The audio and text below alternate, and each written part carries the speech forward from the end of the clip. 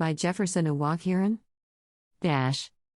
Political conflicts and disagreement in Edo State have always been worrisome and divisive, but its intensity and consequences haven't been this polarizing and devastating as recent developments. Any attempt to trace the history of these conflicts will result in a major seminar work, outside the scope of this brief write-up.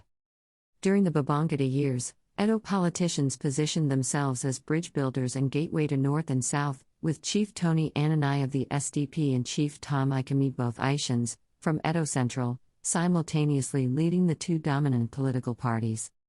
With so much to gain from cooperation rather than competing, they strode the political landscape with some much political arrogance and annoyance. Back home, the Beanies, flaunting its famed majority, demanded exclusive executive leadership of the political parties. The NRC, a rampart gathering of the old NPN, projected Chief Lucky Igbenedian, while the SDP assembled warhorses of UPN and tapped feisty top civil servant, Chief John Oyegun, as its flag-bearer in the 1991 general election. The two political debutantes, awash with solid war chests, turned Edo State into a battleground of antithetical progressives.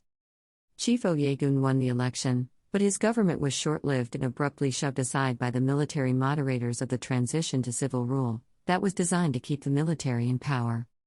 The subsequent 5 registered political parties, organized for this purpose, were difficult to tell apart with organizational notoriety, funding and objectives. In spite of the garrison command structures of the military-inspired political parties, professional politicians in Edo State found outlets for their unending rivalries and resumed their unfinished political wars. Chief Tom Ikemi of the NRC found job as Foreign Affairs Minister and spokesman of military rules.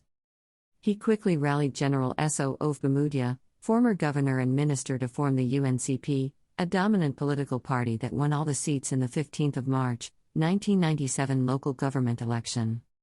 Chief Tom Ikemi's political rival, Chief Tony Ananai, also sought and found shelter and leadership in the not-too-popular DPN with remnant of his SDP folks. It's very instructive to note that these acclaimed Democrats found comfort and satisfaction in a political process that resolved electoral conflicts by the tossing of a coin, as when General Jeremiah Useni overruled Nikon's decision to conduct by-election in 3 area councils in Abuja, and declared that tossing of coins was cost-effective and divine politics. Embarrassed by the desecrated divisive politics of the military after the death of General Abacha, these leaders sought accommodation and unity in the transition program of General Abdul Salami Abubakar, using 2 novel political platforms, the Edo Mass Movement, EMM, and Edo People's Congress, EPC. General So Ovbemudia's EMM was the dominant partner in the merger and unity talks with Chief Tony Ananai's led EPC, with Prince Clifford Uwaka officiating as the broker. General So Ovbemudia and his allies of the defunct UNCP approached the negotiations with the seriousness required by assembling coteries of old, inflexibly determined friends that required walking sticks, constant doses of amlodipine and kola nuts to steady them during meetings. Chief Tony Ananai and his group, as junior partners in the merger negotiations, on the other hand, assembled a team of young and ambitious political scientists, hard-boiled negotiators, and coffee-sipping ideologues. It was a meeting of ancient versus modern, military leader versus political leader, decisiveness versus inquisitiveness, conviction versus uncertainty, advocate versus integrate, ambiguity versus curiosity, strategies versus alliterativeness. It was a strategic mismatch and the beginning of a new era in Edo politics, as the EMM group chose executive positions across board. In the planned People Democratic Party, PDP, powerful forces have tipped to form government. Chief Tony Ananai and his group, the EPC, readily accepted party leadership and position in the proposed PDP. Leaders of the two groups joyfully sealed the merger deal and privately celebrated the deft deception embedded in the agreement. The agreement expressly provided that General Ovbemudia's group, EMM, to the exclusion of any other group, was to bring and produce all the executive positions in the planned elections, which included the governorship, Senate, House of Representatives, House of Assemblies, local government chairmen, commissioners, and councillors. The agreement also provided that Chief Tony Ananai's group, to the exclusion of any other group, was to produce and fill all leadership and party positions in the proposed PDP, which included ward chairmen and executives up to national party positions. The agreement also provided for exclusive powers to choose and nominate candidate for any position at Federal Executive Council, federal boards, ambassadors, etc. With this position, frontline aspirants and erstwhile candidates and friends of the military like Chief Sam Aridia and Ambassador Abdulaziz Garuba, lost out to new persons, willing to pay for the gubernatorial and senatorial positions, which explain why Honorable R.S. Awi was forced to step down from the gubernatorial race and directed to accept senatorial seat in Edo South. In all the local government councils, the agreement was rigorously implemented. In Oredo local government area, the state capital, Honorable Samson Easmwade, the chairman exclusively assembled the 12 wards chairmen who were answerable only to Chief Tony Ananai and Prince Solomon Agul. Similarly, the beneficiaries of all the executive positions were answerable to the General Ovamudia's group exclusively. The consequences of this mismatch did not unravel till few months later, but to discerning students of Edo politics, Chief Tony Ananai's group have played a fast one on the big but vainglorious EMM group. They applied the 22nd Law of Power, as espoused by Robert Greene, which postulates that, when confronted by stronger opposition, use surrender to transform weakness into power. With their grip on the party structures from the wards to national level, Chief Tony Ananai's group moved quickly to consolidate and extend the reaches of the Abeni Guest House Agreement, by using party structures to determine the emergence of candidates for executive positions in the 2003 general elections. In Edo South, General S.O. Ofamudia could not save his friend, Senator Roland Awi, the incumbent senator, or help him get a second term. Mrs. Daisy A. Hanare Denjuma, with the help of Chief Tony Ananai, crushed all opposition. Space and forum would not permit an elaborate spotlight on the senatorial affairs, suffice to say that, it was a deliberate coup to decimate strong base of General S.O. Ofamudia's lieutenants, and take over the leadership of the party in Edo South, and shift the headquarter of Edo state politics to Uromi.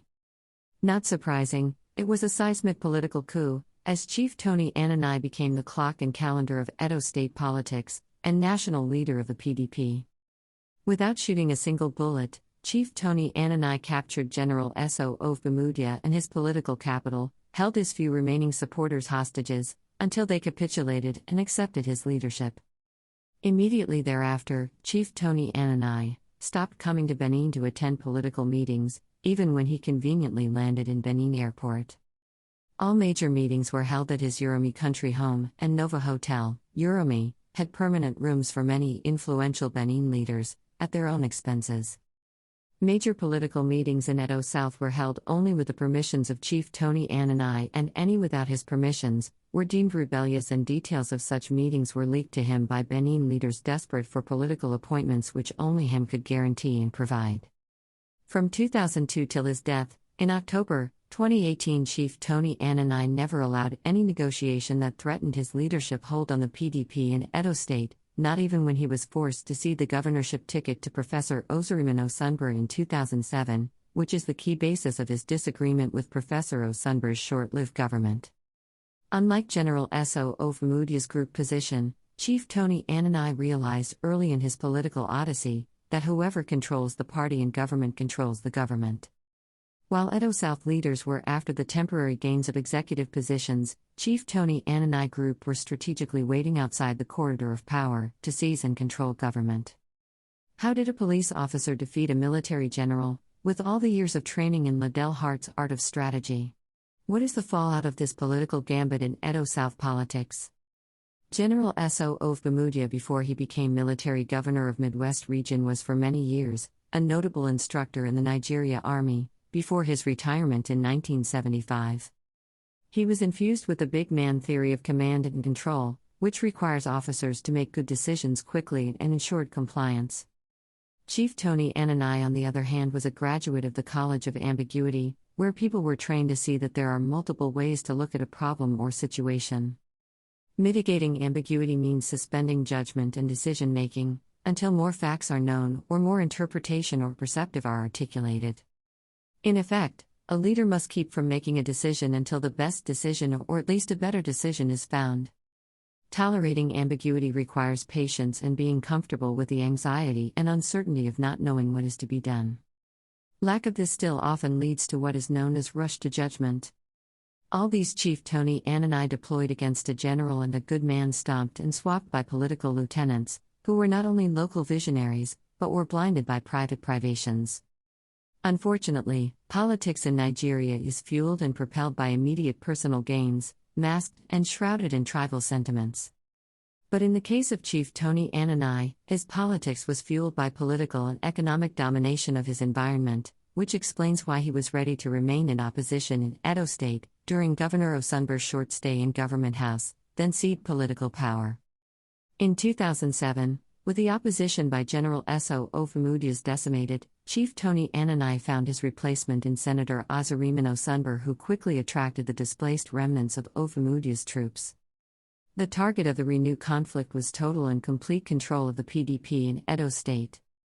Consequently, parallel state congresses were conducted in the state, with Governor Osunbor encamping his troops at Obe Stadium, Benin City, where Mr. Edward Sato was selected as state chairman. Chief Anani's faction took over NTA Pavilion on TB Road, Benin City, with Chief Dan Orbi, the selected one. Surprisingly, the national leadership of the party recognized Bar. Edward Sato's leadership of the party. A political civil war started in Edo State, forcing the national leadership of the PDP to dissolve the antagonistic executives, produced at Obe Stadium and NTA Pavilion. The intervention of the national leadership led to the harmonization of party leadership between Chief Anani Group and Senator Osunbor's group. Negotiating from a very weak structural position, Senator Osunbor's group lost, as late Barrister Samson Ikaboff was chosen as state chairman, while the position of deputy state chairman and state secretary were given to Senator Osunbor's group.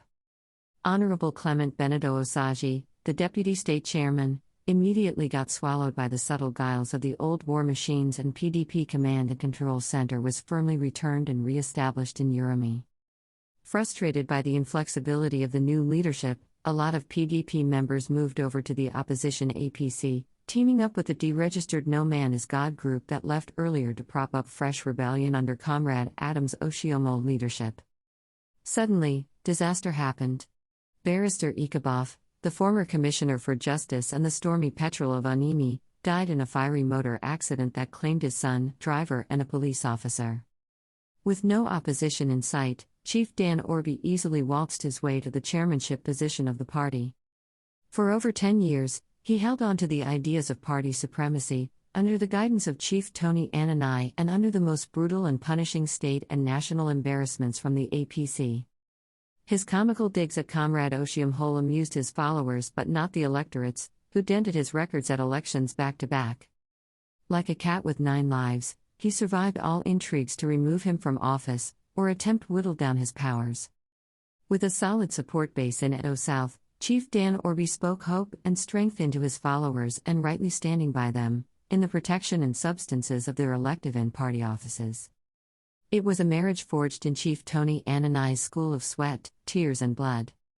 In 2020, Comrade Adams Oshiomhole orchestrated the ouster of Governor Godwin Abaski from the APC, forcing the governor to seek accommodation in PDP to actualize his second-term bid.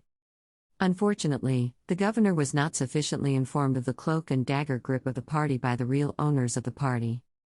The whole political talk and marriage was built on deceit and cemented in subterfuge.